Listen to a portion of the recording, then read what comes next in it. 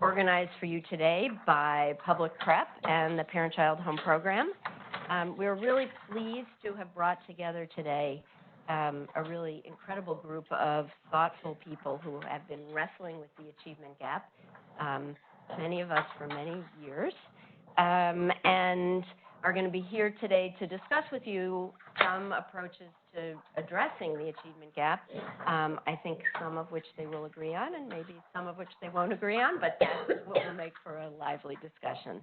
I want to start, though, by really thanking our host committee, whose names you are about to see on the screen, without whom we would not be here today. Certainly you would not be here today, since they are the folks who invited most of you. And so we're really pleased that Josh Schwartz, our board member, was able to pull together this amazing group of folks, and really thank them for having filled this room and having had great input into the content and the issues that we're going to discuss today. So many of you have heard of the 30 million word gap. It's become kind of a common trope in our discussions about the achievement gap. It's the difference in the number of words that low-income children have heard in comparison to well-off children before they even reach kindergarten. That gap is devastating. But what's really devastating is that it's really only the beginning of a gap that tends to follow low-income children throughout their academic career. We know a lot about what causes the gap. We have quite a number of ideas about how to address it. But to date, there's not been a consistent national or even state policy focus on how to close that gap so that we can get the value we want to get out of all the wonderful education reform efforts that have been happening in this city and around the country. We know some really simple facts. We know that having books at home is twice as important as your father's education level for future school success. We know that only 47.8% of children between birth and 5 years old are read to every day by their parents or another adult in their lives. 37% of kids nationally arrive in kindergarten without the skills they need to be successful in school or in life. There is almost a 90% probability that children who are poor readers in first grade will still be poor readers in fourth grade. And in fact, low achievement in fourth grade is one of the most powerful predictors for not graduating from high school. Children who aren't reading at grade level by the time they enter fourth grade are 4 times more likely to drop out of high school than other kids. So given that we know all of this, what should we be doing to address these issues? That's what our panel today and our keynote speaker are going to get you thinking about. And we're looking forward to some lively discussion up here, and then some lively discussion with you all after both our keynote and our panelists have finished. So we are going to kick off in just a minute with our keynote speaker. But before we do that, I'm going to give you just a second on the Parent-Child Home Program and why it is that we felt it was important to gather all of you here today. Parent-Child Home Program is one of the programs that sits in that 0 to 4 span that is actually making some huge strides in preventing the achievement gap for the low-income families that we are able to reach, both in New York and in 13 other states. Families who participate in our program get lots of books, lots of good books, but we also make sure that the families know what to do with those books, which is the key piece of this continuum of services. 80% of the families that we work with nationally live at or below the poverty line. They get from the Parent-Child Home Program 92 home visits by a community-based early learning specialist and 46 books and educational toys that are the tools that early learning specialist is showing the parents how to use in order to get their kids ready for school. They are modeling reading, conversation, and play activities, and the kids who complete our program enter the classroom ready to learn, ready to be successful students, and they go on to graduate from high school at the rates of middle-class kids nationally. So that's why we feel so passionately about, A, making sure that whether it's this program or other programs in that 0 to 4 space, that those programs are built up, and that they are connected and, in fact, woven into the wonderful work that's happening in the K through 12 ed reform movement. And you're going to hear from some of those wonderful partners and potential partners right now. We're going to start with our keynote. Chris is going to speak to all of us, and then we're going to move right to the panel. And then Chris is going to come up and join the panel for questions at the end, so that you'll get a rich discussion amongst the panelists and the keynote and all of you. Not really sure that he needs much introduction in this room, but I'm going to briefly introduce you to Chris Surf, who is currently the superintendent of schools for the Newark Public Schools, previously the New Jersey Commissioner of Education, in which capacity he oversaw 2,500 schools across the state, 1.4 million students. Before that, he was Deputy Chancellor of the New York City Department of Education, and had a long, illustrious career there doing a lot of innovation and strategic work. Chris also has worked in the private sector, and you'll hear this echoed as we introduce our panelists later. It's a real diversity of education, philanthropy, and private sector experiences that I think have really brought folks to where they are today.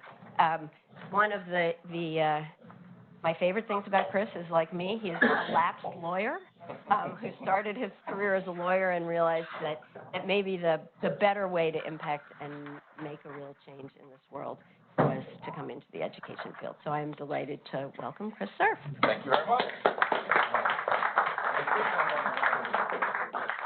Wow, great pleasure to be here. I really, really appreciate the opportunity to be here with you today. Thank you, Sarah. Thank you, Ian. Thank you to the host committee. And thanks to BCG. This office reminds me a great deal of our office in Newark, so I very familiar frame. You get the joke. So we are gathered here to talk about early childhood and to celebrate PCHP. But I have called my comments today Confessions of a K through 12 guy, and that's really what I am. I was a high school teacher for 4 years. As mentioned, I was Deputy Chancellor in New York City, Commissioner in New Jersey, and I'm currently serving as Superintendent in Newark. And these are all sort of K through 12 with a little bit of pre-K glommed on to the bottom of it. And so that's really where I have devoted most of my public sector career. So why am I here sort of testifying, if you will, evangelizing, if you will, on behalf of a really radically new societal approach to birth to 5? And I think it begins, actually, the answer to that question begins with making sure that we sort of all have a shared view about what exactly we are attempting to solve for. Why do we invest $700 billion a year annually in K through 12 education, second only to the healthcare sector, by the way? What's our purpose of doing that? What are we trying to accomplish? And for me, it comes down to a basic question that has been plaguing societies really for thousands of years, and that is the question of equality. What are you supposed to think about when you walk down the streets of New York or any city and step over that derelict with the sign? How are you supposed to think about it when you go into a wealthy, leafy suburb and then you go into some of the worst neighborhoods in the city I work in? How is one supposed to, as a citizen and someone who's committed to a greater and good society, supposed to reflect on that? And societies have been struggling with that. Philosophers have been struggling with that. Aristotle gave us an answer, basically Marie Antoinette's answer, which is that's just the natural order of things. Others have said radical redistribution, even if it requires mass violence, and which is what we saw in some other parts of the world. But the American solution was really quite elemental, and that was we are going to make sure that birth circumstances do not determine life's outcomes. And we're going to do that in a very focused way. It's reflected in all our early documents. It's reflected, of course, it's a little bit hard to sell if you happen to be a person of color or female in 1776, but it is still a core basic idea. And Public schools are intended to be the sort of great catalytic agent, and that's the answer to the purpose question. They are intended to give everybody an equal opportunity to realize their full potential, regardless of who their parents were, their country of origin, or whatever.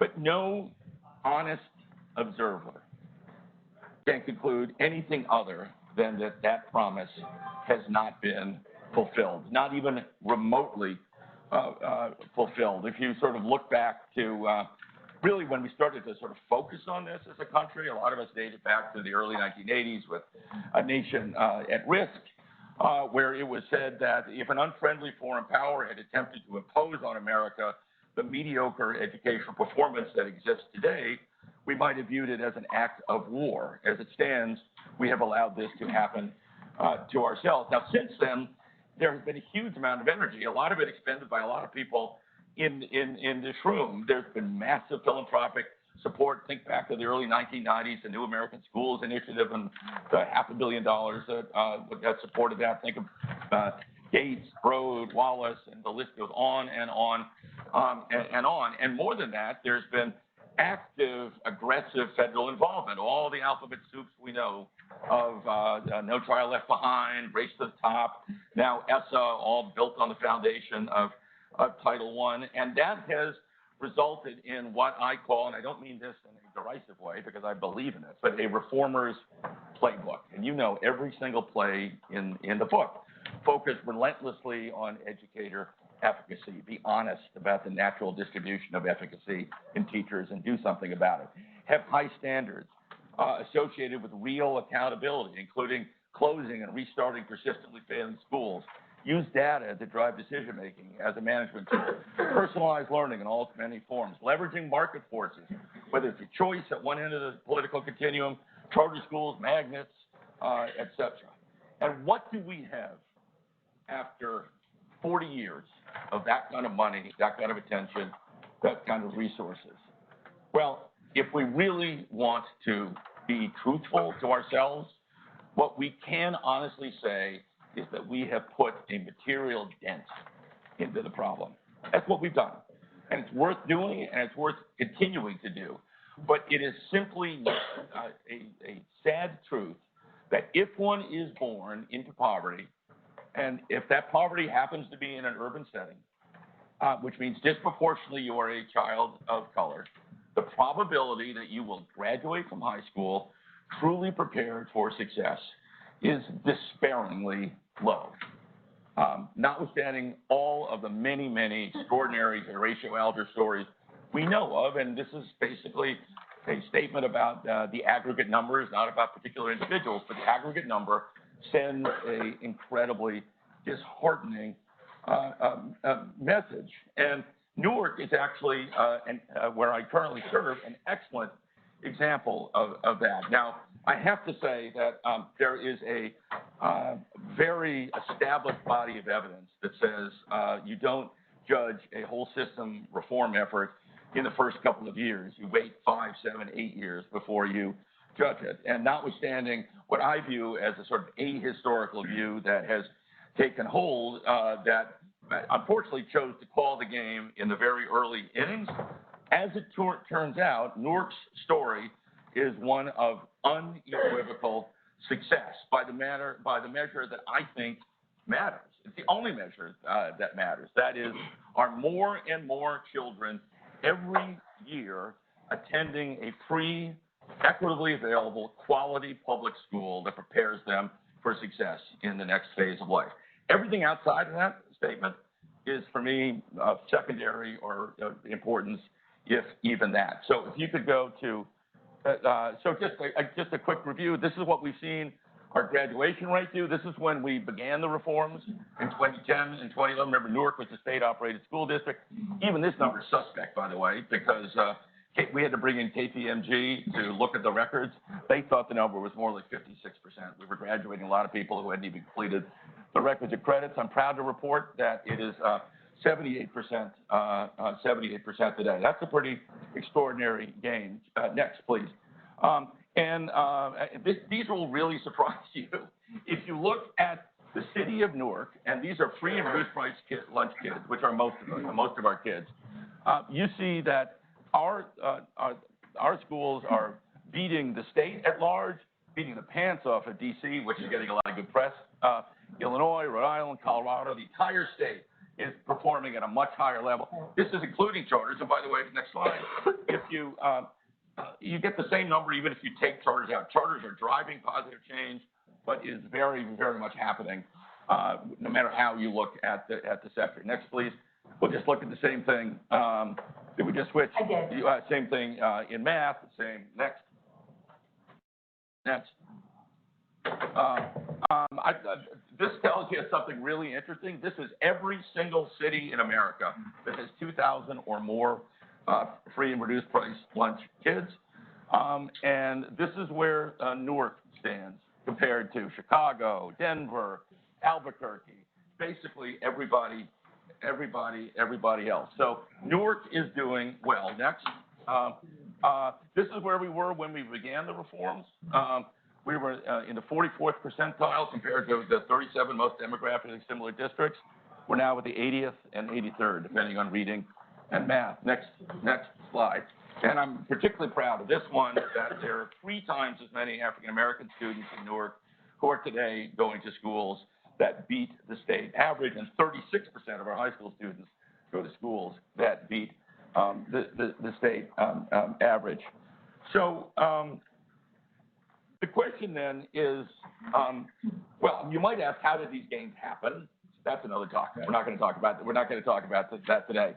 But what I really want to stress for you now is these gains are really positive, and they are not even remotely good enough.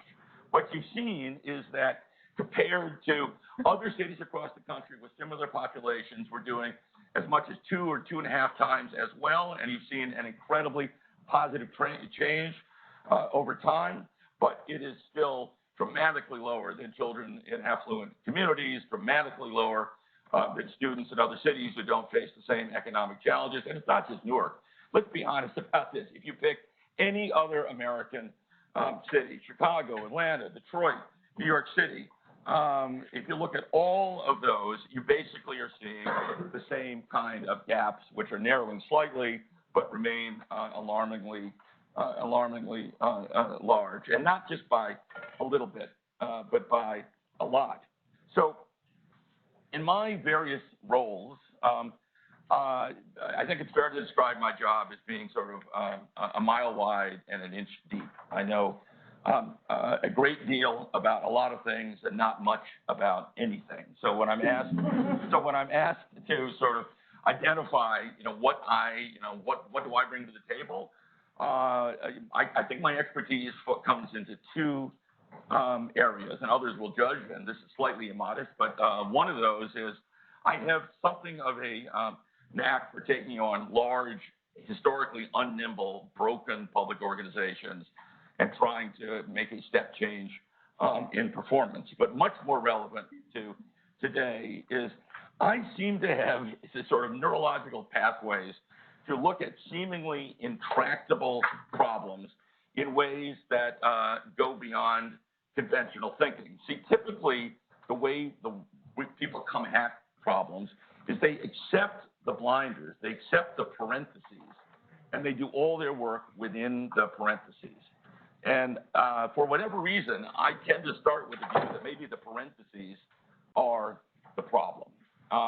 And that is something that I think is very much true of the subject we are here to talk about today. We are not going to correct the profound injustice we've been talking about simply by doing the same thing we've always been doing, but this time we're going to do it better. That's just not going to work. We know that's not going to work. We have 40 years of proof that that's not going to work. By the way, they are worth doing, the Reformers Playbook. They make a difference.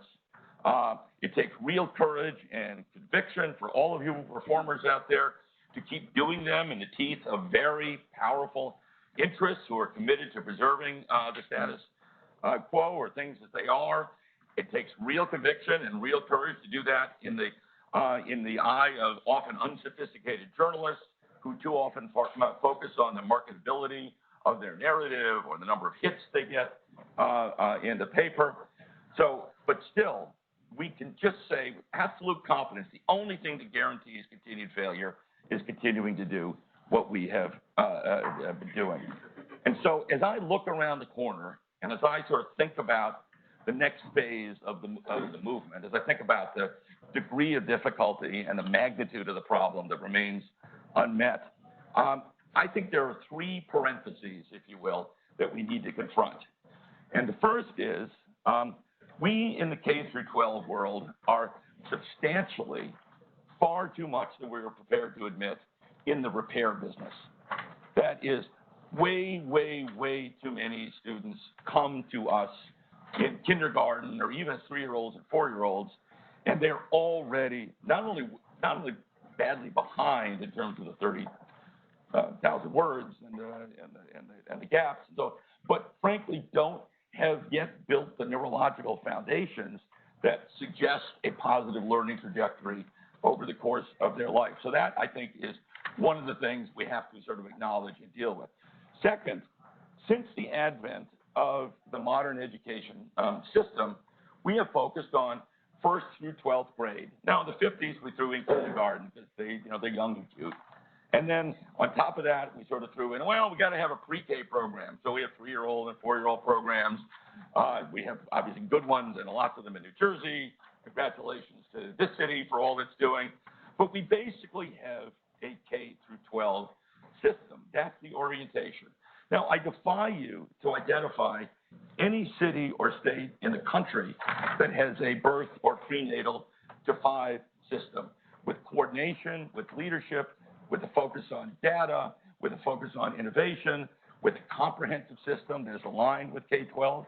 They don't exist. Now, you have children's cabinets and you have lots of good people doing good things, but they are splattered and erratic and not often quality controlled.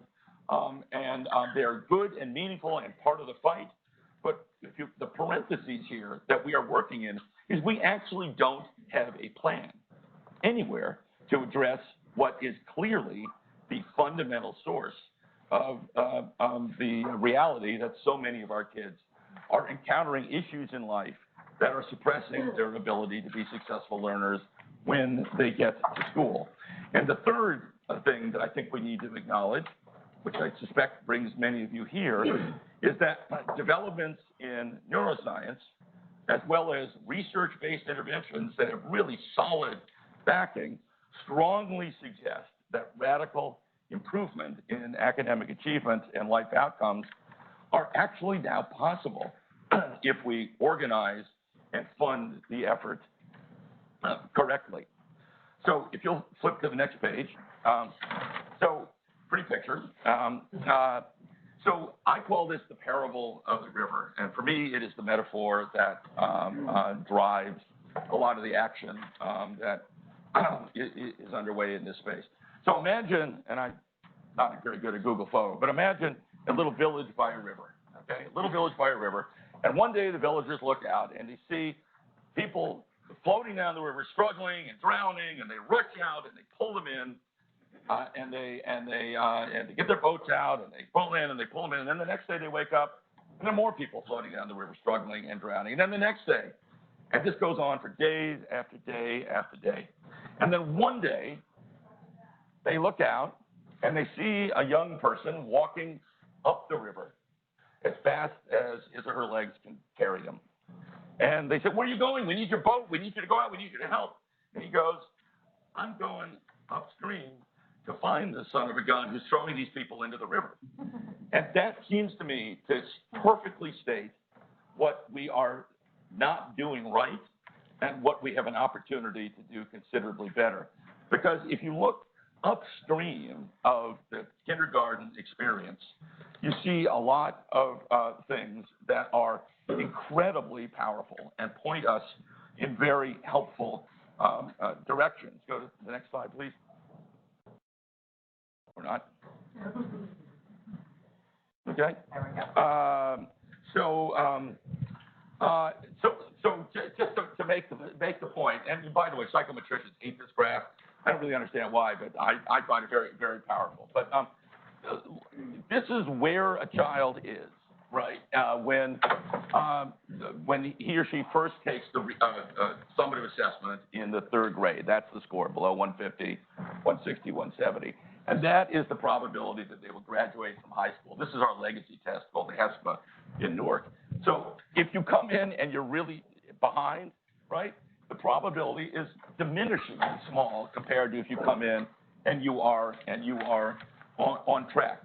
So again, there's something happening upstream of here that is making a very significant difference there. Here's what we know.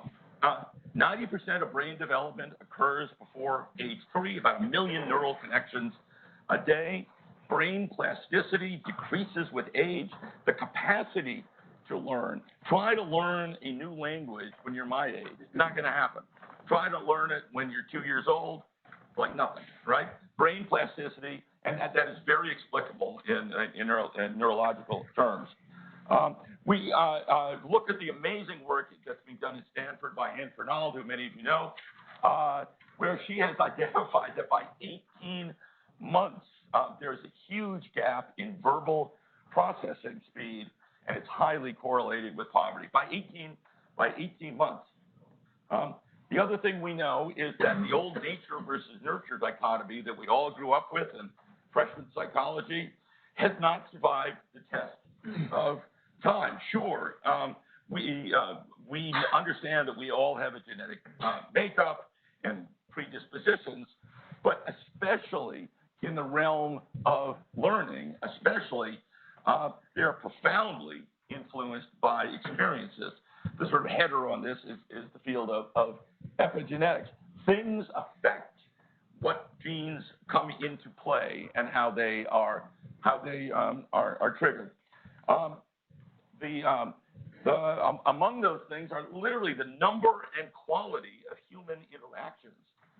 We'll hear a lot more about that today, but how, whether a child is read to, whether she or he is talked to in the imperative voice or in some kind of interactive way, whether there's an opportunity for floor time, as they call it, and play, whether there is, when you're reading a book, and when the child goes on a flight of fancy and says, why is the caterpillar hungry?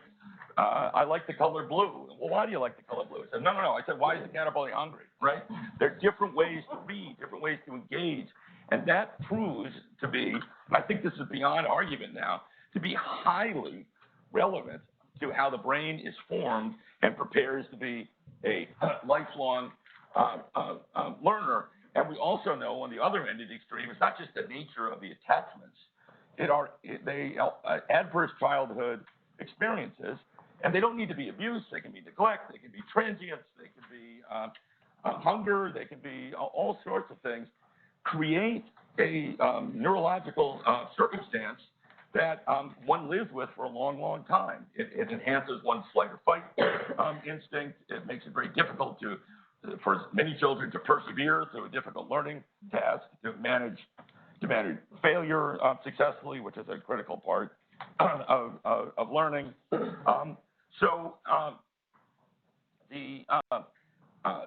One way to sort of summarize the sort of interactive impact of this is in what, of course, we know as executive function or self-regulation skills, which are these sort of foundational elements of learning: the ability to concentrate, the ability to organize, the ability to manage an increasingly diverse and complex world. As you see, what the development of executive function is something that is substantially time-bound. Most of it is happening by the time a child gets to kindergarten.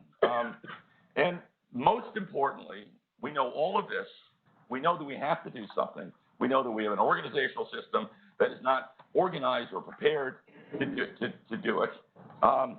But most importantly of all, and that's what brings us today, is we know there are now interventions that address successfully these scientific and psychological discoveries.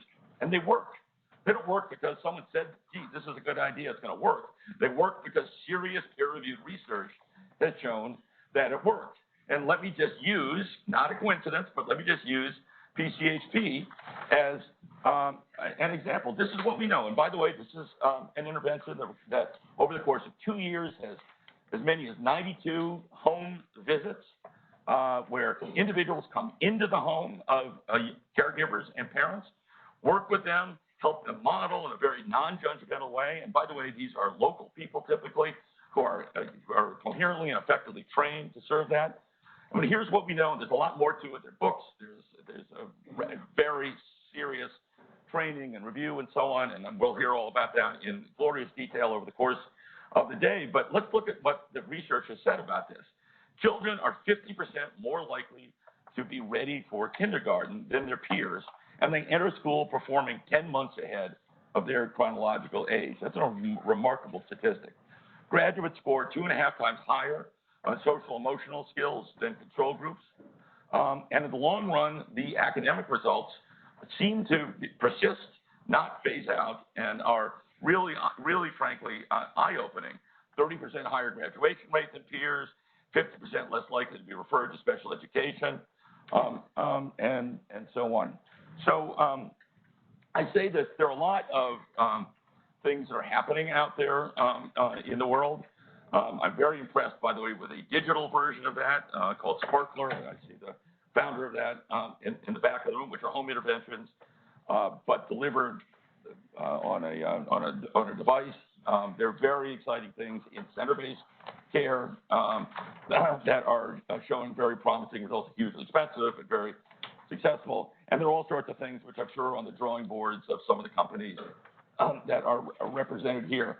But the point I want to leave you with is that we have no coherent organization or governmental or philanthropic strategy to do this. It's like, gee, kids, I have a good idea. Let's put a show on in the barn, right? And then you take a little corner of the world. That's a reference that I'm sure nobody gets, right? Was that Mickey Rooney? Yeah. And you know what the world awaits is a city, perhaps Newark, that says, all right, we get it. We get the complete lack of alignment with early childhood education, kindergarten through third education. We get the tremendous amount of pre-work that should be done. We need to have a coherent, coordinated, well-funded approach that brings all of that together and demonstrates that, in fact, we can do more than just put a dent in the achievement gap. We can actually fix it after all these years and after all these resources we put into it. So I think I will close with that and hand the microphone back to you. I said, right? Yeah, got it. Brilliant. Okay, thanks.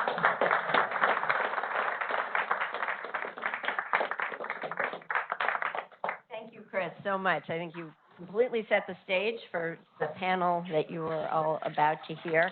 So it's now my pleasure to introduce Ian Rowe, who is going to moderate, facilitate, and lead the panel of folks coming up here. There are lots of things I could tell you about Ian, but I'm going to do the short version of the intro. He is a New York City public school product, so I think in this room that's important to know. As I referenced earlier, he is one of the folks with us today who has moved through the corporate sector, the public sector, working in Washington, the philanthropic sector, and came back to New York, his home, to now be the CEO of Public Prep, the nation's oldest and only nonprofit network that exclusively develops exceptional tuition-free pre-K and single-sex elementary and middle public schools. The network now has 350 alumni who attend top high schools across the city, and some of whom are now fresh people, at great colleges and universities. But Ian has long identified that one of the greatest challenges his network and other excellent networks of charter and public schools across the country face is the incoming readiness of the scholars entering their kindergarten programs. And that's why he got so excited about participating in this event and really talking with the panelists today about how we change that for better in all of our cities. Ian.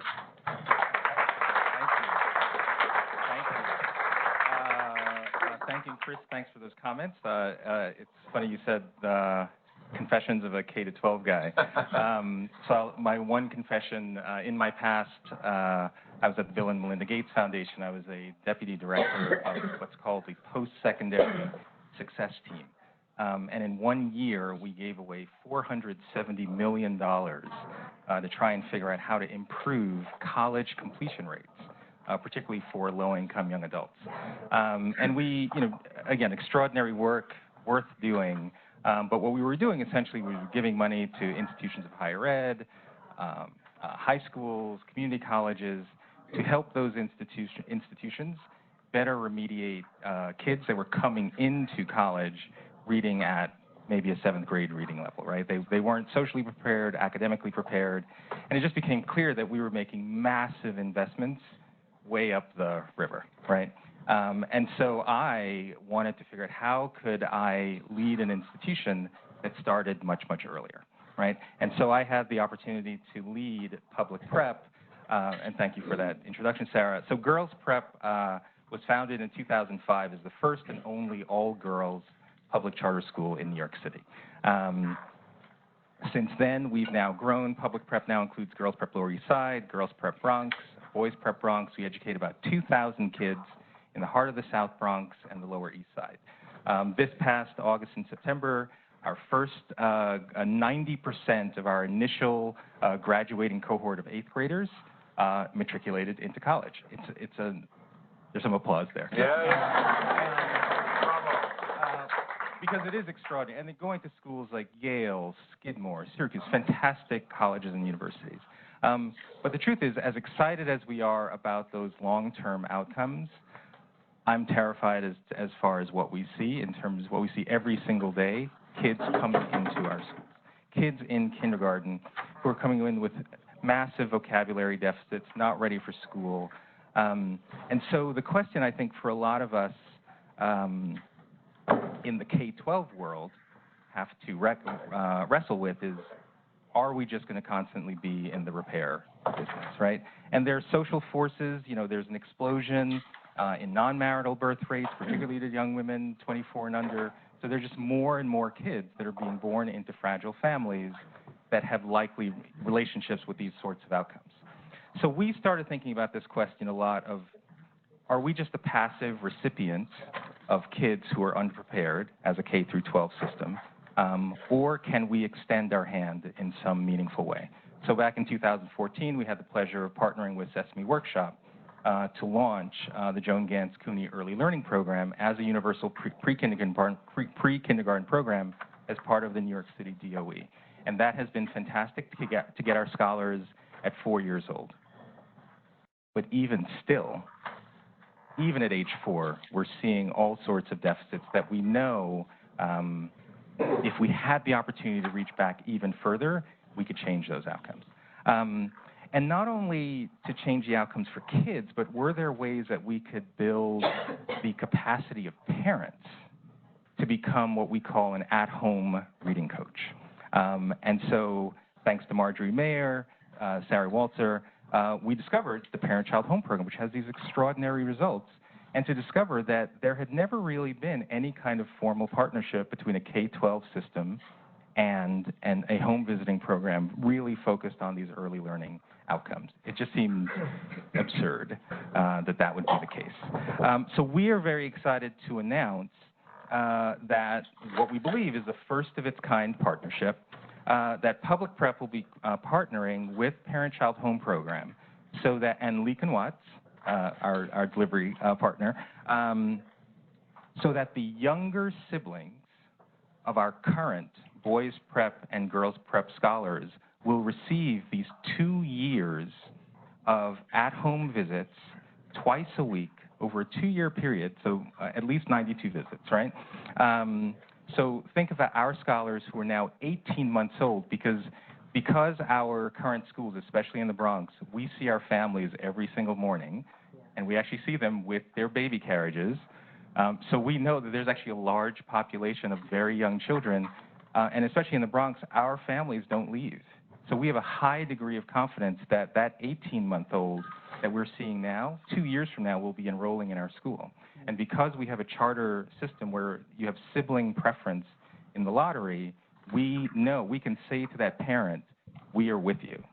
And so we will start this program starting in January with a pilot, and it's almost obvious.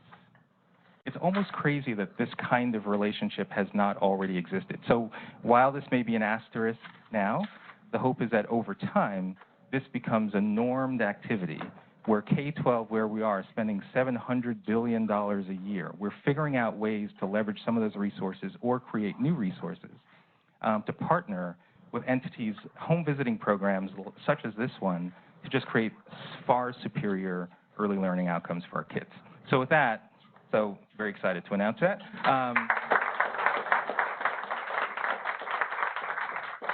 With that, let us bring up this amazing panel, starting with Shael Polikow-Saransky, who is the president of Bank Street College of Education. You have bios of all of the panelists. I'll just go through these quickly. But Shael is incredible on many fronts. And as many of you know, under Shael's leadership, Bank Street is building new models for teacher education, expanding its work with public schools and child care centers, and developing an applied research center focused on early childhood policy and practice. Shael, sorry. We also have Barbara Reisman. Barbara is the senior advisor to the Maher Charitable Foundation, a family foundation with a mission to reduce inequality by investing in policy, advocacy, and programs for young children and their families. Thank you, Barbara. I'd also like to invite Sarah Walzer to the table. Sarah, who already identified, is the CEO of a Parent-Child Home Program, and for more than 50 years, Parent-Child Home. How many folks have I have not been the CEO. No. How many folks have heard of Parent-Child Home Program? Right. Okay. This room is in the know. Most people don't know that this organization or organizations of its type exist, and we have to change that. So, Sarah, thank you for joining us, and we're going to have Chris join the panel. And so let us get started. Shael, you've written that nationally we spend, somewhere between $600 to $700 billion a year on K-12 education, while only allocating about $20 billion to child care and educational supports before children start school. So the obvious question seems to be, given the overwhelming evidence and the relationship between early childhood outcomes and later success, why is there such an imbalance? Well, I think historically in the United States, there's been a political fight around child care, which is centered on conservatives believing that if there's public funding for child care, that's going to erode families, and that it's sort of a dichotomy has been set up that has caused a real deadlock in terms of building a high-functioning system. And we're pretty unique in the world. When you look at other OECD countries, there's rough parity on a per capita basis between the spending at K-12 and the spending before children start school. And it extends to a number of policies, including parental leave, sort of income for families that are struggling, but also real public investments in systems of childcare and systems of home visiting. And so I think the science has not penetrated the policy arena, unfortunately, and I, like Chris, have spent my career mostly focused on K-12. When I left the Department of Education, sort of similarly proud of real achievement gains that we had seen under Mayor Bloomberg. I was struck by the fact that even with all of the reforms that happened, the achievement gap really hadn't moved. And when you dig into the data that Chris shared, it's now clear that we hadn't addressed where the achievement gap started. And so this is not something that you can fix quickly. You actually have to think creatively about what would the public infrastructure look like to do this. Part of it is a funding question. Part of it is reorienting how we connect the dots. And so I think Chris's challenge of looking at this first at a city level is the kind of demonstration proof that would be helpful. But I also think we all have an obligation to look at the different components of what the system is going to take and start to build those components. So at the point where the political will shifts, and we're seeing already in public polling data that there's more support nationally for funding for free childcare before children start school than there is for funding later in school and post-secondary. But and it's also interesting that some of the places that are doing some of the most innovative work are in red states, not necessarily at this point following the traditional sort of trajectory. So there's a real chance, I think, that we see a wave of investments in the coming decades. The question is, are we going to be ready with models that can take those up and not reproduce the same dysfunctions that we have in the K-12 system? Yep. Barbara Shale identifies that there is a thankful shift or greater recognition for more investments in the early childhood arena. But what seems to be happening is people are seeing value in pre-K or 3K. So the question that some critics say is, that's enough. Why is there, how do we make the case that the fight to even get pre-K and in New York, I think it's going to be called 3K for all. It's been such an enormous fight to get public support for those initiatives. How do we then go even further to say that there should be interventions publicly funded 0 to 3? Well, I think it's very important to understand that early childhood is a continuum that starts before children are born with making sure that their mothers get adequate prenatal care, which, as Chris pointed out in Newark, more than a third of mothers get either late or no prenatal care. So that's a starting point. But early childhood goes from prenatal to children at age 8. And pre-K is a very important part of that. New Jersey has an exemplary pre-K program for children in our poorest school districts that's just being extended to other poor children in other school districts. And we have long-term data that shows that preschool has made a lasting impact on children's performance in math and literacy measures. But it is also true, as Shale points out, that we have not done enough on the birth to 3 part of this, and that is the part where children's brain architecture is developed. And the architecture is both about children's cognitive skills and their social emotional development. So, I think it's very important that we recognize that this is a holistic process.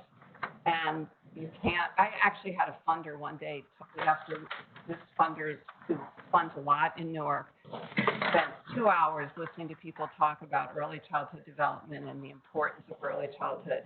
And then he said, well, why can't we just provide them with tutors when they are in kindergarten, and we can just make up the literacy and math gains and get them on the right path, and it would be a lot cheaper to do that.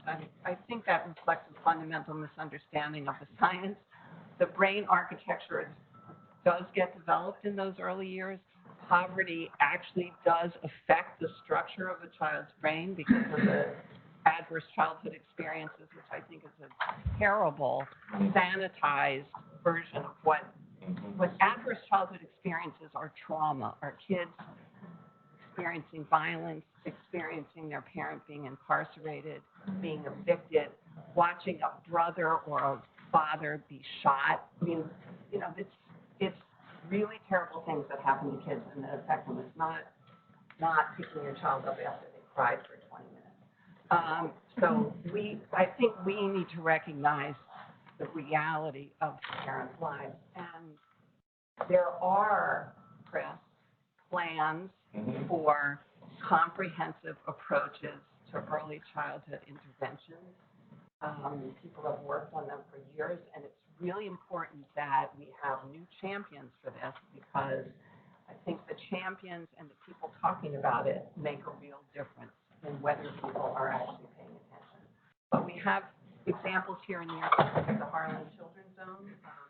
that has taken a holistic approach to children from prenatal through K to 12, looking at parenting education, home visiting, early childhood education.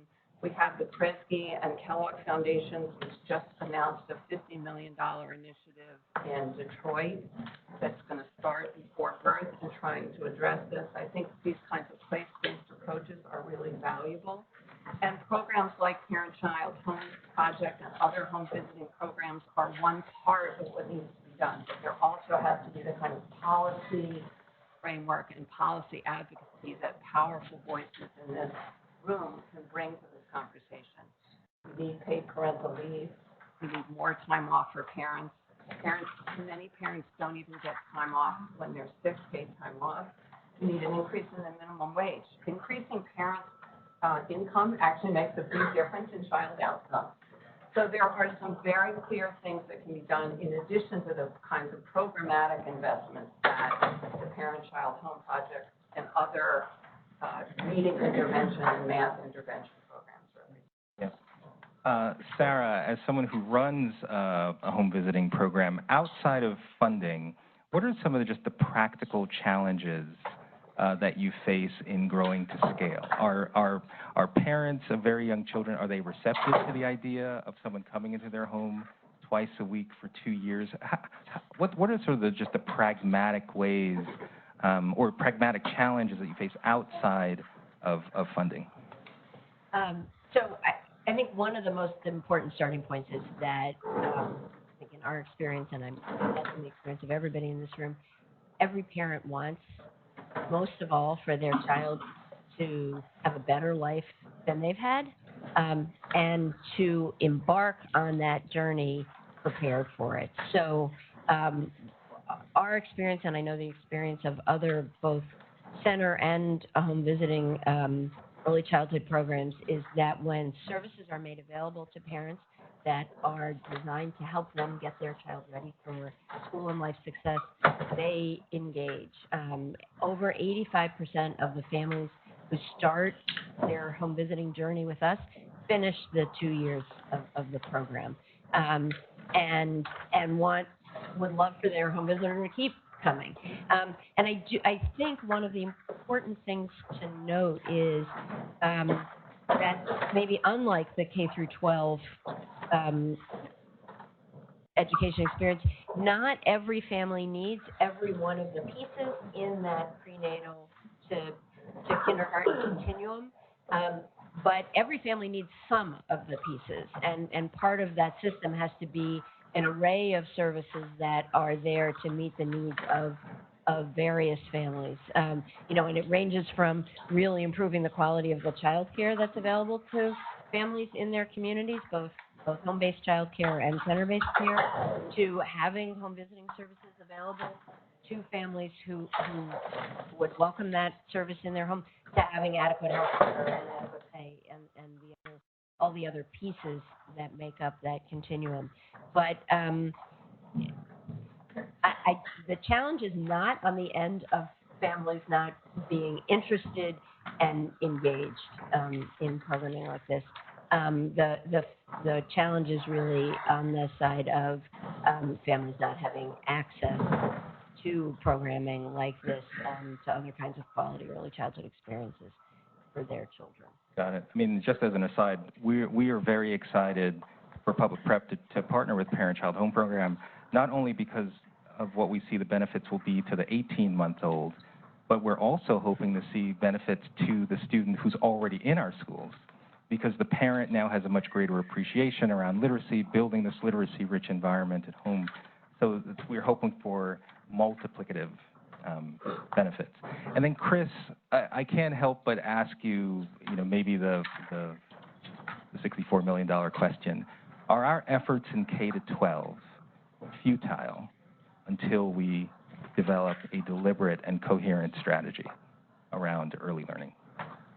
Thank you. So, absolutely not. And what I mean by that is, there's this fight that goes on, one of the sillier fights out there, is poverty the cause of bad education, or is bad education the cause of poverty? And it's silly because we know that what goes on in the 4 brick walls of a school is highly relevant, and we can do a lot better. We could acknowledge the importance of great teachers and do more to get and train great teachers.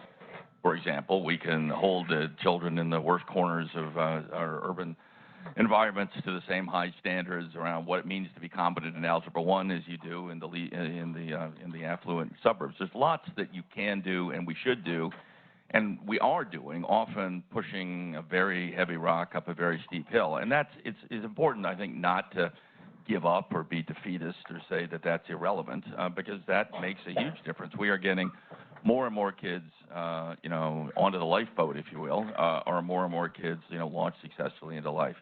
But at the same time, there's no denying that, what happens outside the home and what happens in the early years is,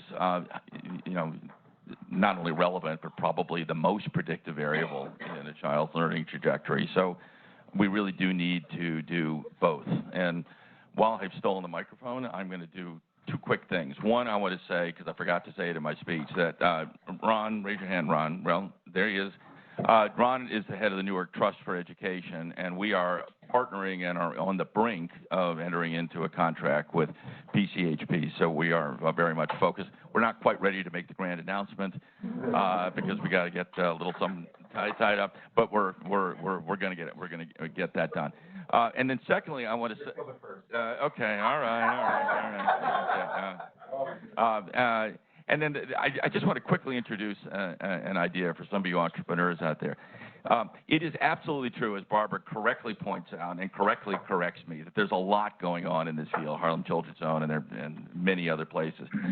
What is really, I think, lacking is a coherent, comprehensive case management system and data management system that actually executes against another point Barbara made, which is not every program or intervention is right for every child. But just to give you an example, if I knew today, right, every single child who's going to be at kindergarten in Newark who is currently in foster care, right, who is somewhere between birth and if I literally was able to identify them, right, and say for those kids we need a particularly intentional, specialized set of interventions, I can hypothesize, I can't guarantee that would make a huge difference.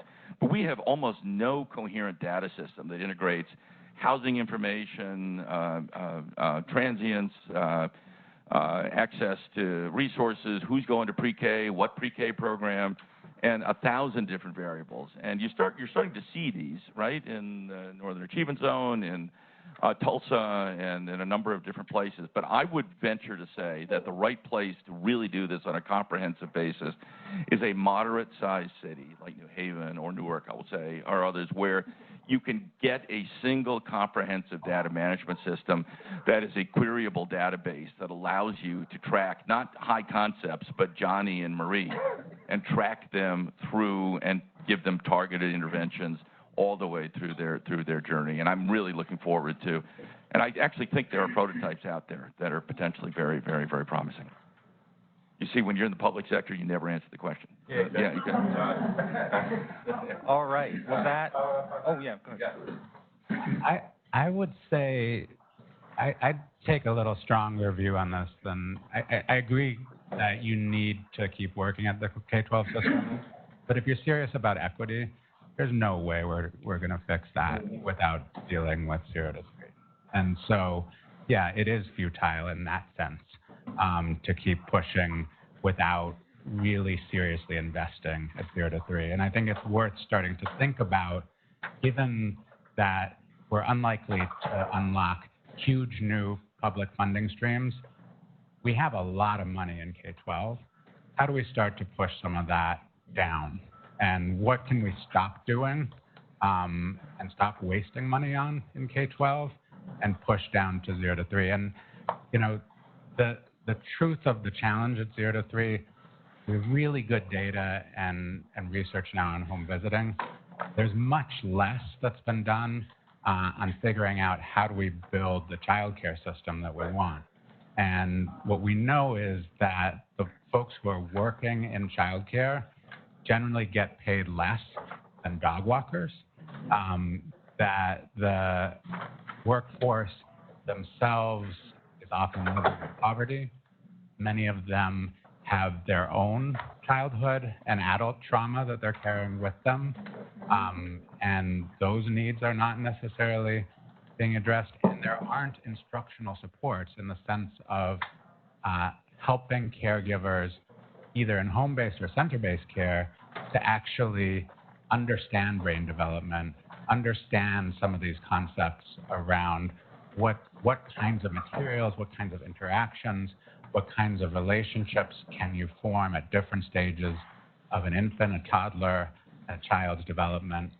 And until we start to invest in that workforce and take a serious approach to developing them, I don't think we're actually going to solve this problem.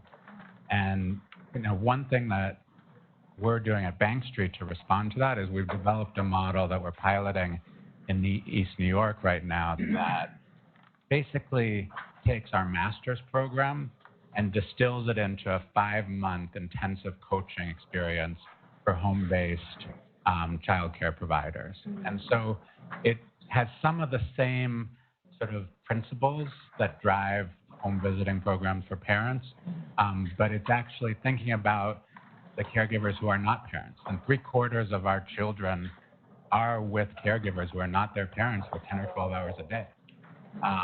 And many of those settings, I'd say about 80 or 90%, at best, what we're seeing is neglect, with babies sitting in cribs with a TV in the background. Sometimes it's worse. There are great people also working in this space, but they don't tend to stay long.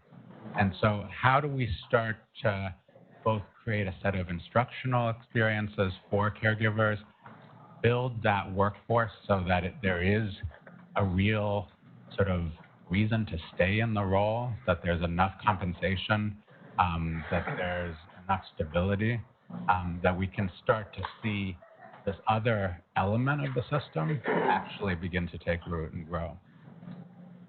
I just want to add to Shail's eloquent remarks that one of the distinctions, people often make the distinction between children's preschool needs at 3 and 4, which has a lot more public support than interventions from birth to 3. But these workforce issues go across this continuum. And one of the things we see in Newark, for example, is when we train teachers who are in birth to 3, they leave to go to 3 and 4-year-old programs because in New Jersey, teachers in preschool have to be paid the same as teachers in the public school system, and that means a huge difference in their compensation and the respect that they're accorded because they're seen as teachers. There are still people even in the state of New Jersey who think that early childhood education is just glorified babysitting, and that is a direct quote from our soon-to-be outgoing governor. We have a lot to do to change people's mindsets about what is actually happening for children birth to 3 in those settings.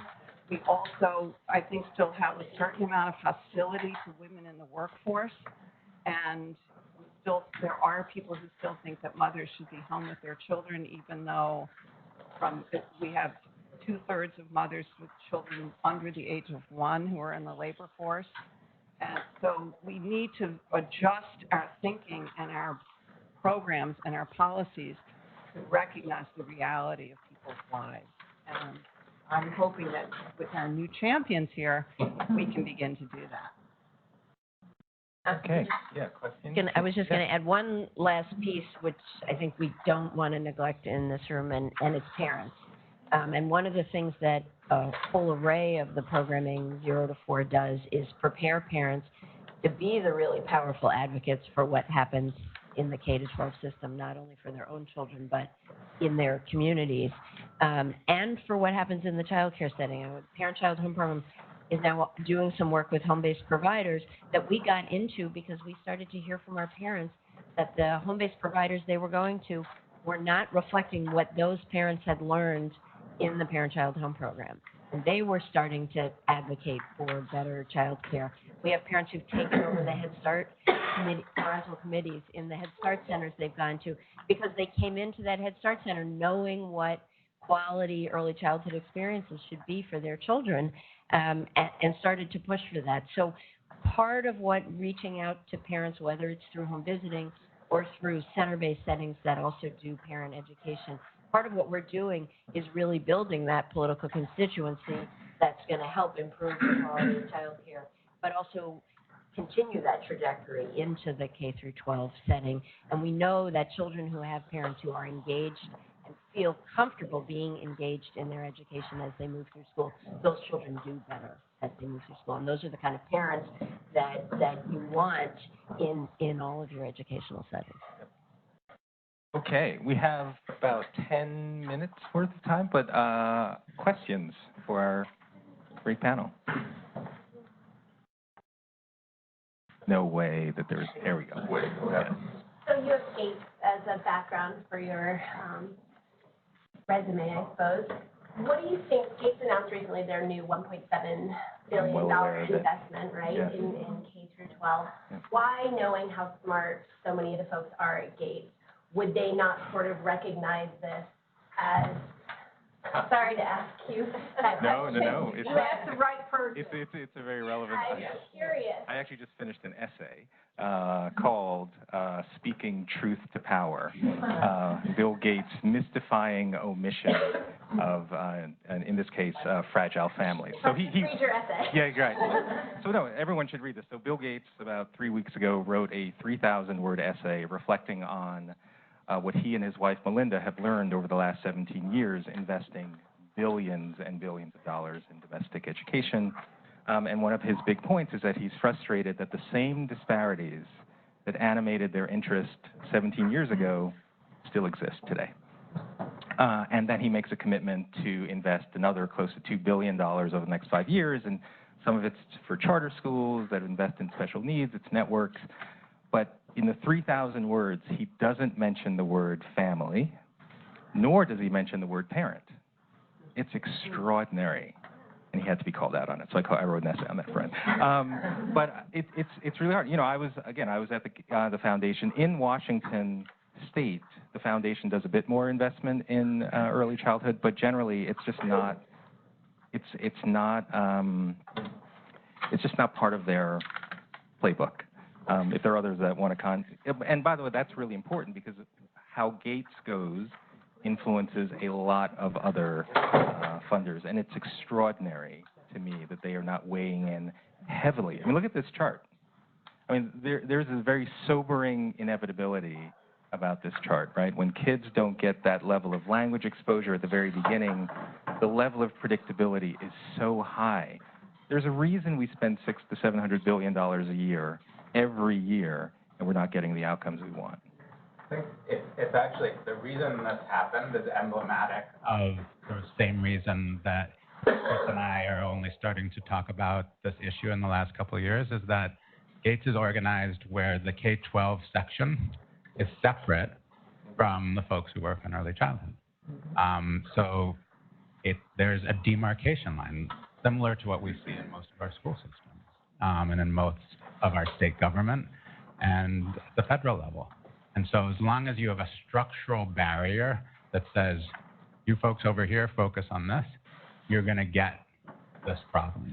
And so part of the challenge is rethinking some of the structure. And I think that that does speak to another question, which we haven't talked about yet, which is what happens when you do really well in early childhood and then a child enters kindergarten and suddenly they're supposed to sit down, be quiet, and do worksheets. And the sort of thoughtful integration of cognitive skills and socio-emotional skills that strong early childhood programs deliver goes out the window completely when they turn from 4 to 5. And then we get surprised that suddenly some of those gains that we were starting to see in early childhood start to decline. Right, and then the full cycle occurs where we shouldn't then invest in early childhood because the outcomes dissipate over time. This virtuous, terrible cycle. But I also have a question for you, which is similar, which is that, you know, in New York City, amongst the charter sector, we have a high-performing charter sector, but so few have taken up on pre-K. And I'm curious, as a leader in that community. I don't understand. So first of all, when Bill de Blasio I know launched... there are facility issues, but it seems. No, it's not a facilities issue. I mean, there's always facilities issue, but that's not the primary issue. When Bill de Blasio first launched universal pre-K and kindergarten and actually charters were essentially banned from even having the opportunity. Yeah. And so we had to fight really hard even to get the right to do it. So we launched ours in 2014. We'll be launching a second one at our boys' school in 2018. And for us, it's just fundamental. I mean, so fundamental that if we could, we'd also participate in 3K for all. Right. But charters are not yet allowed to participate, so fine. But we'll fight. We'll eventually get there. But for us, it's so important that we're now partnering with Parent-Child Home Program because the earlier the better. It is unfathomable to me why Bill Gates wouldn't talk about this in his essay. It's unfathomable to me why other charter leaders wouldn't jump at the chance to get their kids starting at 4 years old. It boggles my mind. I don't know why. Hopefully, by us doing the kinds of things that we're doing, all of us will recognize that we have to break this wall that exists between K through 12 and early childhood.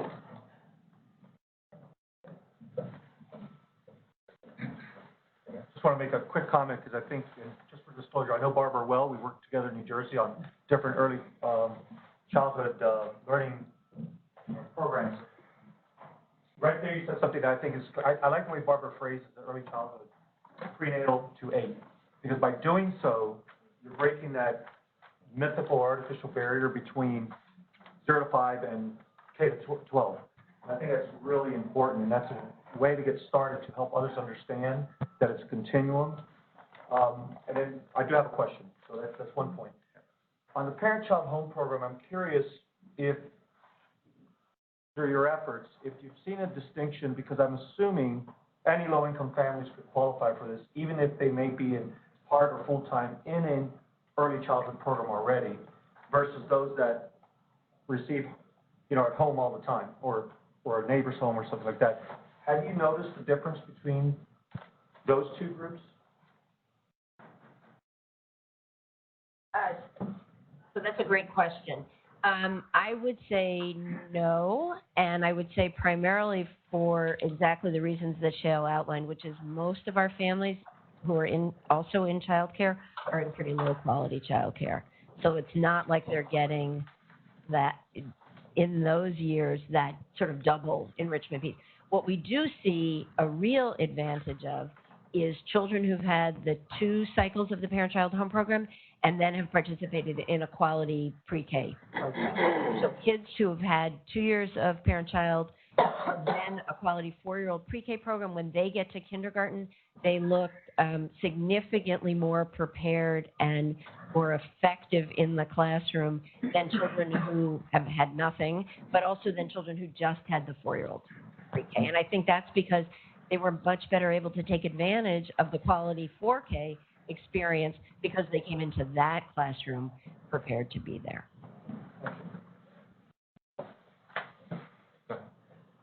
So Ron Tyler Thomas, New York Trust.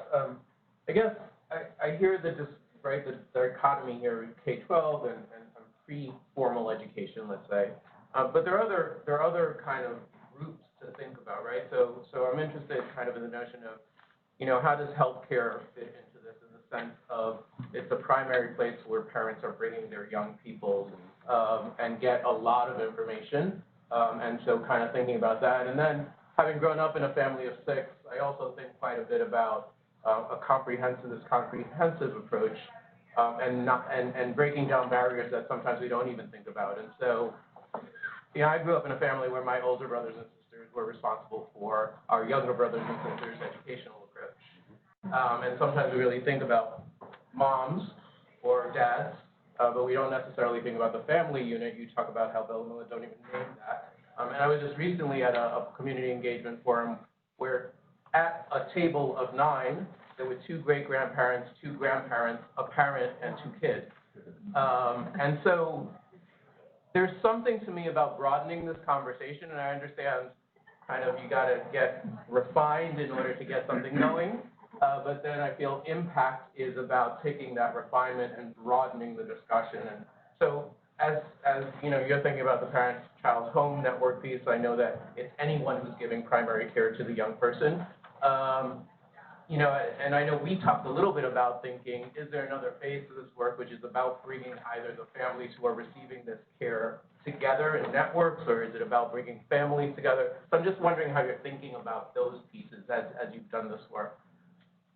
So I think that's one of the really powerful things about getting into the home, and not just parent-child home program, but any home visiting model, because then you do get to connect with all of those adults who may have a significant influence on the life of a child or children, and you get to engage the other siblings, you know, in the way that Ian is expecting, and our day-to-day shows, you'll see the impact on the older siblings, because you've gotten the adults in the home engaged and feeling powerful and competent in the educational sector. But we definitely work with grandparents, great-grandparents, moms, dads, aunts, uncles, and sometimes older siblings who are the other folks in the home who are helping to support that child's education. So I think it's the value of getting into the home, but I think you're also absolutely right that there's also a real value of getting people out and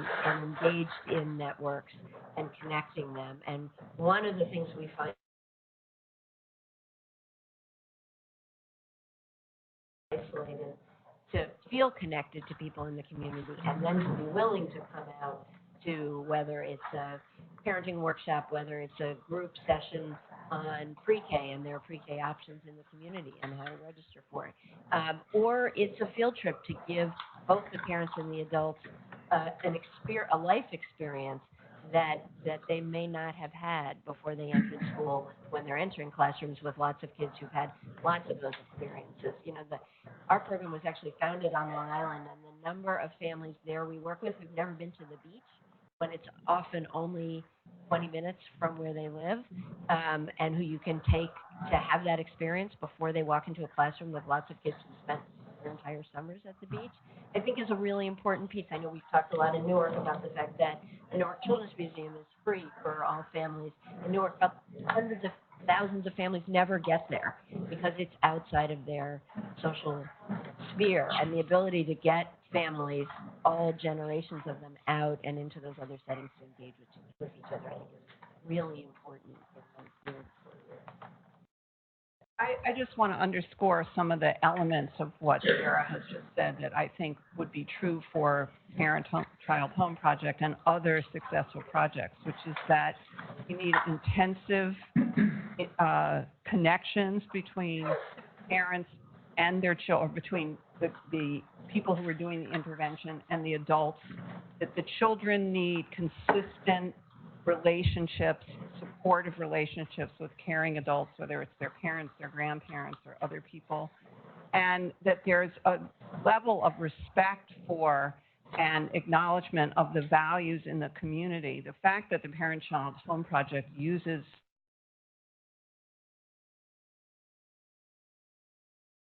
element of its success, because we're talking about people who are connected within the community, can break down that social isolation, speak the language of the parents if they're not native English speakers.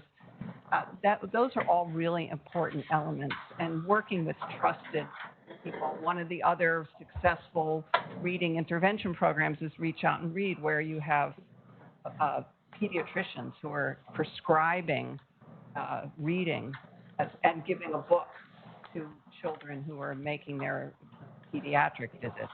There are lots of these kinds of interventions. They need to be scaled, they need to be more broadly known about, and they need the kind of philanthropic and public investment that we're all talking about here. One final question. Yeah, you had raised your hand earlier, I think. So. Thank you. Wow, this has been so enlightening and exciting, hopeful. I'm curious about the foot soldiers in this effort. I don't even know what you call them. The people who go into the homes, the teachers, counselors. I mean, on one hand, it seems like, gosh, they have to be so talented to handle all those complicated issues when you go into someone's home and you're dealing with their kids. And whatever their situation is, and on the other hand, they get paid less than dog catchers, and so, what is it that's required, or dog catchers, dog walkers, right? What is it that's required for someone who's going into this work to be able to have the kind of effects that you see? It seems like they may not be the most, I don't know, educated or prepared people in your workforce, but still the success is apparent. So could you speak to that, Sarah? Sure. And first of all, I just want to give a quick shout out to all of the home visiting models who use an array of different folks depending on what their goals are. So the Nurse Family Partnership, which we partner with often, that works prenatally to age 2 in communities, those home visitors are nurses, and that's because they really are delivering critical health guidance to the families they're working with. Other models that do the work with the age group we're working with and that are really focused on empowering the parents to be the critical person in that home, in that educator role, use what used to be called in the field paraprofessionals. So for the parent-child home program, our home visiting staff are not required to have a college degree. They go through an intensive training program and very intensive ongoing supervision with us, but really the key things that we're looking for are their ability to model for other parents in their community. And what we have found is that folks who live in the community, who have children who are in school and experiencing some success, are the best mentors, really, for the parents that they're going to be doing this modeling for. So 25% of our home visiting staff are actually parents who went through our program as parents and then get hired and trained to visit with other families. And our data actually shows us that they are probably our most effective mentors and networkers for the community. I will say that they are not paid anywhere near the value that they are giving society, and that's an ongoing challenge for, I think, those of us who run programs and those of us in the private and philanthropic sectors who are trying to figure out how to scale them, because it's not something that as a society, this work or center-based child care work or home-based child care work, that we value at anywhere near the value that we will get out of having it done well and having it be well supported. Okay. Josh is going to close. I was going to just 1 minute closing comments for each panelist. Jael, anything final you'd like to say? I think that one of the most powerful things that we can be doing at this point is figuring out how to look hard at what makes these models scalable or not. We're not necessarily going to be able to do the perfect thing. And so we need to figure out what is enough to move the needle, and how do we put that in place at a level where you don't have to have superstars at every level of the organization, whether it's the home visitor or the daycare provider, in order to make this work. And the truth is that it is actually possible to create real high quality without spending huge amounts of money on it. Part of the problem that we're dealing with is that we're still in a triage mode. We haven't had the opportunity in many instances to set it up right from the start. And so building systems that actually support this work so that it isn't up to individual nonprofit organizations to carry the load is the next step. And that's where a lot of the thinking needs to be done. I want to underscore those comments about the importance of a systematic approach, a systemic approach, and also to say that I think one of the things that we've learned in this field is that there are lots of successful programs. There are no single magic bullets. We need to take a real holistic approach to the lives of children and their families. Children live in families. You can't just save the kids. You've got to think about what's happening with their parents and their caregivers. If you want the kids to do well, their parents also have to be doing well. I'm just going to echo all of that and raise the point that I think it's in fact the reason why big philanthropy like the Gateses have not gotten engaged in this sector, because it's complicated and messy, and it isn't yet a system that you can just say, okay, I'm going to invest $2 billion in this system. Instead, you need to think about families and the fact that there are different things that are going to be necessary for each of the folks on that 0 to 4 spectrum in order for them to succeed. But I'm feeling much better about the fact that we're going to be able to build a system because of the folks in the room today. So, I mean, the sort of reformer's dilemma in this is, do you define success as getting as many kids, to use an overused metaphor, onto the lifeboat as possible and feel good about that, which means that episodic pebbles in the pond, are valuable and worth doing because we learn from it and we help, kids with real names and real lives and so on. Or do you say that actually that's exactly what we need not to do? What we need to do is solve the structural and organizational and unlock the funds that enable a comprehensive systemic approach first. And I actually have never comfortably come up to an answer to that question, but I will say that until there is, I guess I'm going back to where my colleagues went, a systems-wide reorientation of funds and infrastructure that can take these interventions, which are shown to be working, and target them using an effective overall data management system with appropriate messaging and so on to the community. Until we sort of get that right as a sort of proof of context, this is how a city solves the achievement gap through early childhood intervention, then I worry that, and I think the Gates example is a very, very powerful one. We're always going to be doing 100 kids here, 100 kids there, these 8 square blocks here, and which are great. I mean, we should invest in those things, but that is not going to solve the sort of moral dilemma that we started with today. And as a leader in the charter sector, and now running public prep for the last 8 years, it has been the sort of ethos of at least the ed reform movement that there is this sort of no excuses environment, right? We can overcome any hurdle. We can overcome poverty. We can just do it all. It doesn't matter what the incoming readiness levels are for kids because it's just been excuses. That's why things haven't worked, and we can make it happen. And I just think the data that you showed just undermines that. It doesn't mean that we shouldn't be relentless in terms of trying to create fantastic results in the K through 12 system, but we are being delusional if we're not having a deliberate and focused effort prenatal through 8 as well. Josh Schwartz is going to close our session. Hi, so I'm Josh Schwartz, and I'm on the board of PCHP. First of all, can we have a round of applause for us?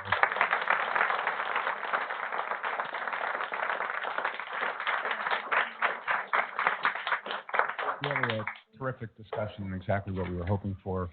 I also want to thank BCG and the host committee, some of whom are here, some of whom are not here, who did a fantastic job at organizing this. As we've previously described, this is the first convening of the School Readiness Forum. I just want to explain what the objective of the School Readiness Forum is. Our objective is to raise awareness for this area of early learning and home visits and everything that happens outside the K-12 school system that we've described this morning. And if we're successful, I think someone from the Gates Foundation can join the host committee. You can get Bill to participate in one of these. But seriously, it should be obvious to everyone here that this area of home visits, community engagement, early learning, this really should be the tip of the spear for what we're trying to accomplish here. So in the coming days, we're going to be emailing out to all of you here, hopefully it's welcome, a list of resources, books, research, articles, and the like to help those of you who are interested in diving a little bit deeper get more information on this subject. And if you're feeling inspired or motivated, we welcome more involvement really want to raise awareness here and create a movement and, in part, catalyze the types of relationships that you heard about with PCHP and public prep and soon to be announced Newark. And so with that, I will close and just say thank you for coming and have a great day. Say it again? Will you include Ian's essay in what you send around? Yeah, absolutely. And the slide. And the slide. And the stuff. Thank you. And if you want more information, please see me, please see Sarah, Courtney, Eamon in the back. We're not hard to find. Thanks, Scott.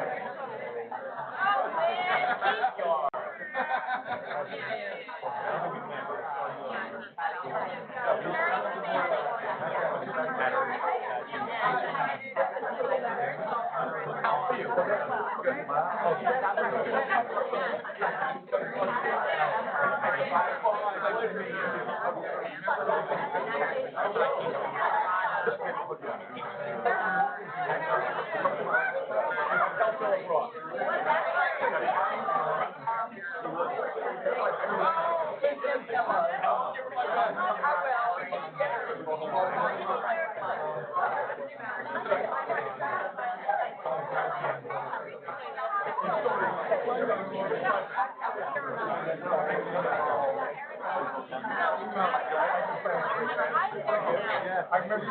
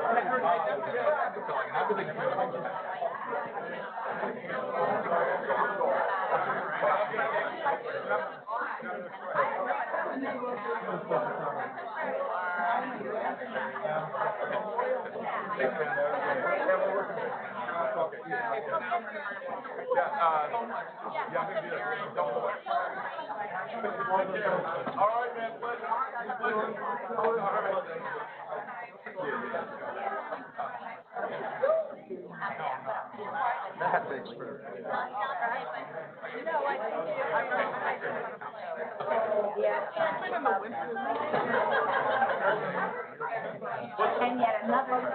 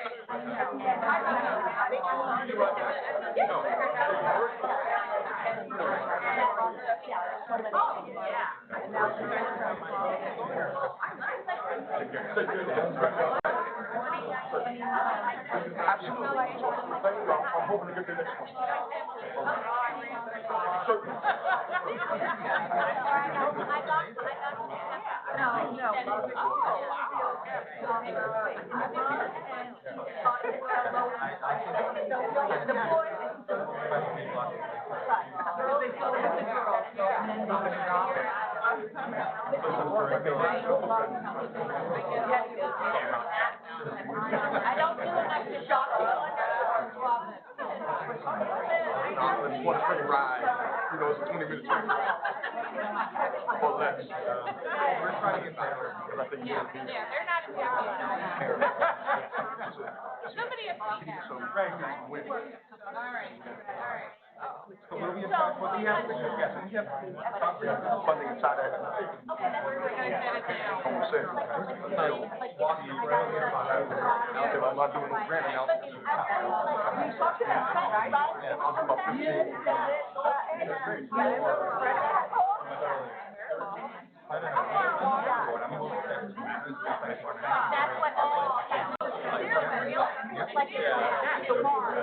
Print is like the highlight of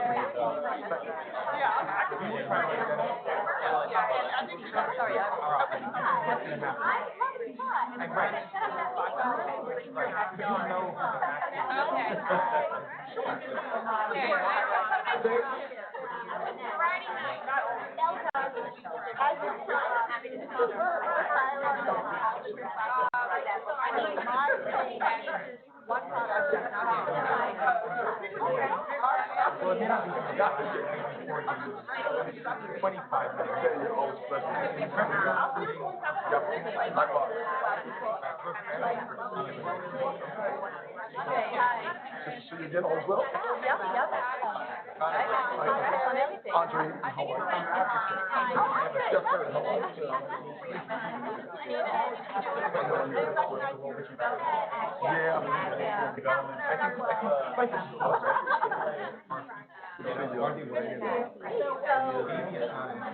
Yeah. Now we have the number. Yeah. Going everyone's on the board and, That's what's not in. oh, sorry. So by end of third grade. I'd say we're overlapping all the boards. Yeah.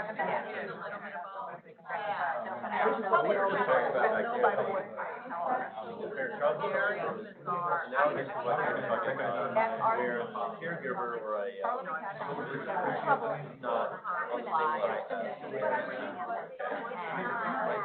all of a sudden, Haven't really known for those. even 3-year-old, 4-year-old, kindergarten, like elevated status. But Lincoln Lodge. I think our program is up to the same.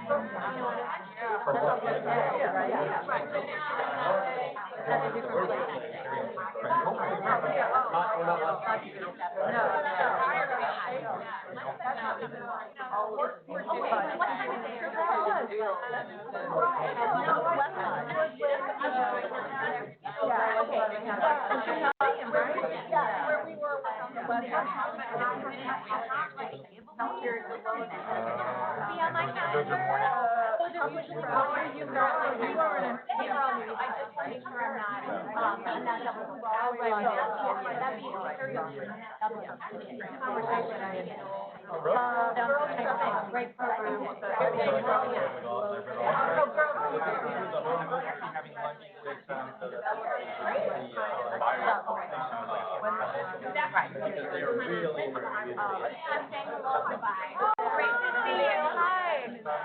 Yeah, this is very exciting. Yeah, I can make some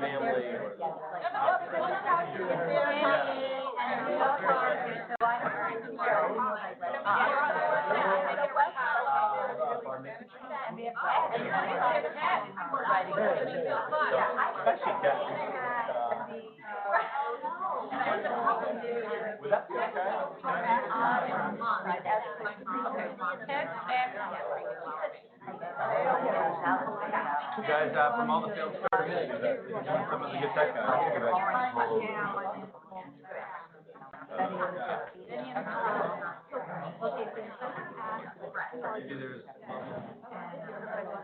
we should connect because I want to figure out what assets you have.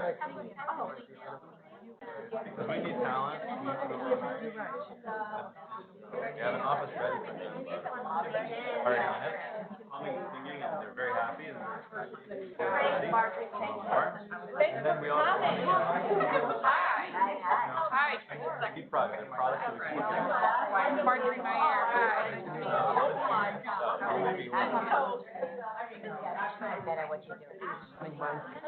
Oh, I would do it. Israel? Oh, sure. You know what, let me find out what got wrong. And That's then what let me I'm start. happening. That was happening. That's exactly what So let me, and I'll email. Okay, that's great. Yeah. To the curriculum.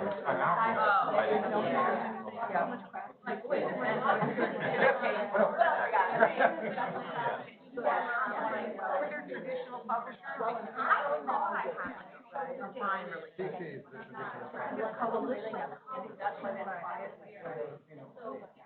Wow. You don't find much serious.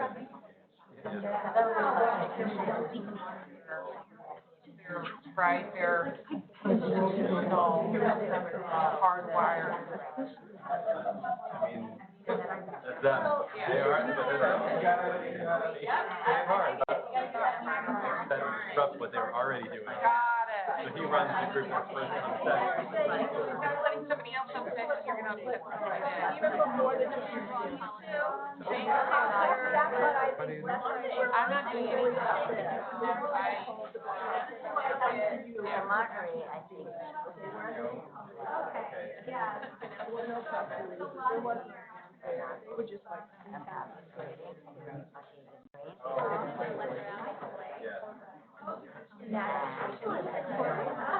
So many kids. Somebody.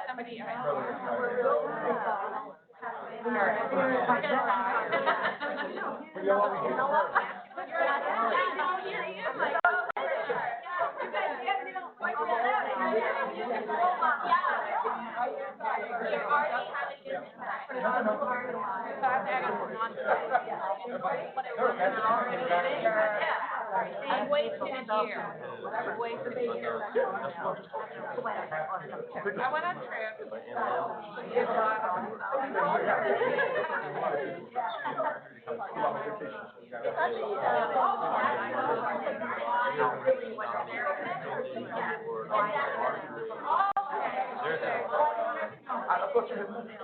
Okay. Big. I mean, Dr. Martin. Yeah. It is. Okay. That's great. I knew Josh did something. Yeah. I'm gonna head back. Okay. No, it's okay. Should we ever have, do we ever have, do we have a culture?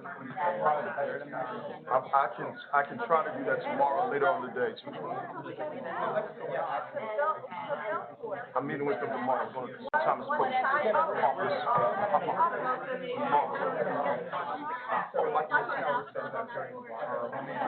Meeting me there. That's at 10 o'clock tomorrow morning. I'm coming into the office. I'm gonna meet them there and then go outside. Yeah, well, we're lucky that we have a Couple of things, I need to pick up the package. Get out there. and then I'm gonna walk it. No, I'm leaving it. So going. They have to walk around. Alumni.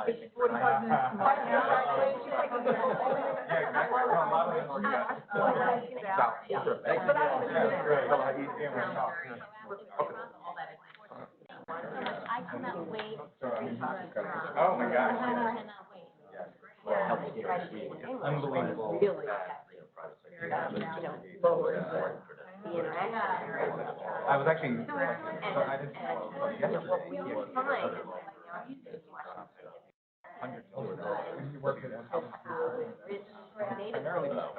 find vocabulary and French and all those things, you can transition to English. But that's Hopefully soon. right, but also, Okay. that don't depend on culture or other given the factors. parent the choice. That you can say, so domestic education, yeah, right. Also conflict now. Yeah. So I think that, It is. it's a matter of Right, so he, I think right, so he doesn't. that would be something that we Family. should. Yeah, well, he's That just does not, you know, all those things, the vaccine, the so, these are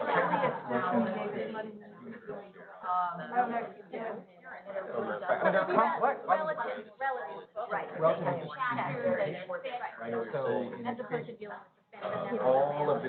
Yeah, but maybe who is, pure tech Right, and that's certainly well and certainly. Right, but not in this. Well, that's why. Requirement.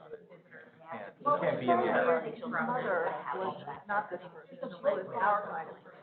So he's a product of a loving hand that is not technology.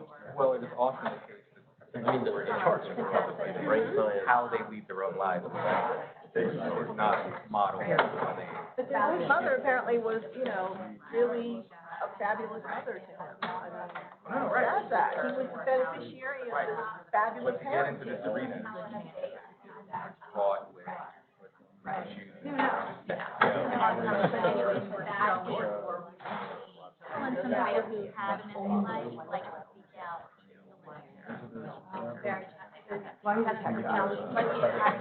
Well, actually, wait to read it Very, as well. yeah, looking for the quick solution, yes. Every now and then, everybody needs a little criticism. Critical criticism. Great job, by the way. Like to meet you. Looking forward to the project. Yeah, oh, yeah, all right, okay. So at some point, it would be useful for you in those conversations. You want me to sign that? Yeah, for all of these articles. Excellent. Yeah. Thank you. Barriers. Light bulb in your family. Fun? It was so good, yeah. All right, so. No, He just gave it as an example, I know. One contact there. I gotta say, real quick, Ed, just want to say, Hi, Anna. Hi, I'm Jane. Hi, Sarah. really good, really well done. Great job. You had a strong cast up there. We did. Really That good. was No. and they actually turned it into more of an advertisement for Parent-Child than I really had Well, you know, intended. But it was good that it wasn't me. River I was like, That's going up to, towards the side. That's looking for peace. yeah, I tried. Towards the side. He came to the parent, whole project, but Ian was good, he just, and there's obviously.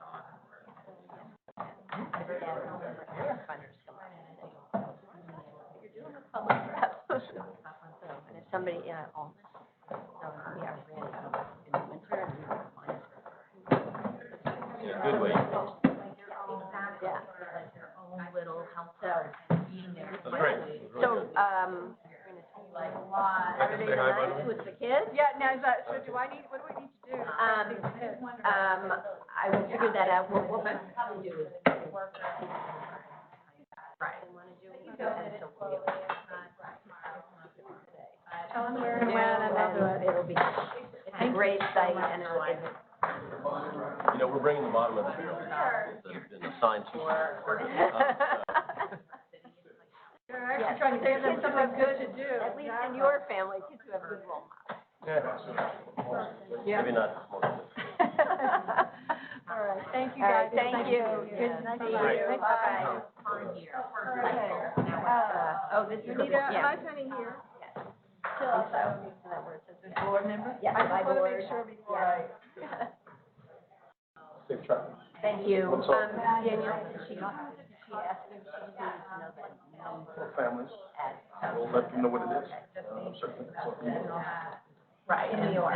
And I told her we were working with the city council and working I with told some her other about the funders. fact that we're looking for other states and maybe some states. Thursday, you'll see me Thursday now. Take care, everybody. Thank you. Okay, that's one. No, that's it. Yeah. No. One of our, all that funders, also. And that parent then. Yeah. Because what we talked about, funders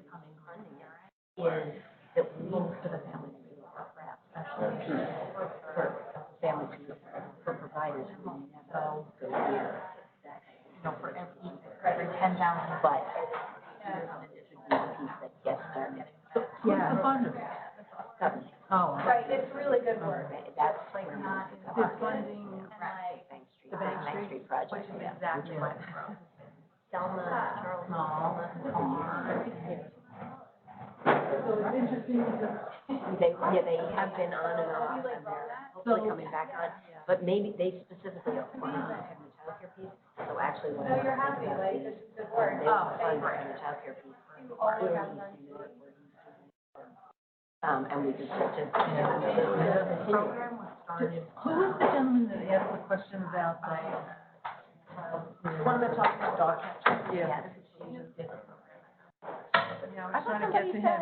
He was, worked for. No, that was the other one. That was that one. There was somebody else who had a question and he didn't get a chance to ask it. Oh, he works for teaching strategy. I know, that's what I thought. I talked to him. I gave him my card. No, Six Siblings was New York. No, that was New York. And then I talked, the other guy who asked the question and said he knew Barbara is actually the new CEO of the, he'll come up to tell me that. And I'm visiting work. Signature project. Great. New York Trust? No. Now, why, who was I?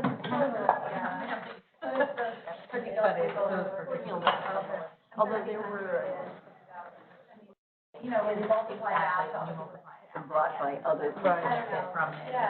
Yeah, it's great, but there were two people I knew definitely on, neither of whom I invited, showed up in the room and each of them invited somebody else. Great, no, this was great. I think you're gonna, if you do it again next year, you're gonna get like that group. I think we need to do it. Okay, whenever you do it next. Right. But, we want. Yeah. Well, and there's create the dialogue. different people like, Yeah. Louis Mel said that they would volunteer. Kick a light bulb went off. Yeah. Because we, especially on the edge, I told them about the efficacy, and I was trying to do something like the efficacy. Yeah, so, Here, we'll take the. well, we actually vote.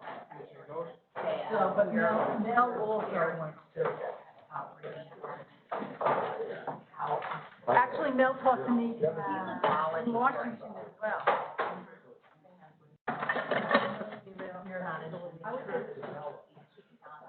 Is that okay with you? Oh, okay. Yeah. You're not like. No, not.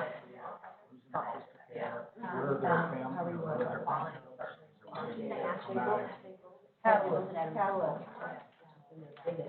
Like, I don't know. Yeah. But they're not.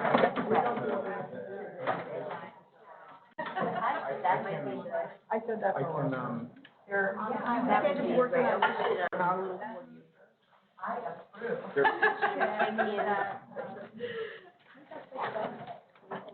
Courtney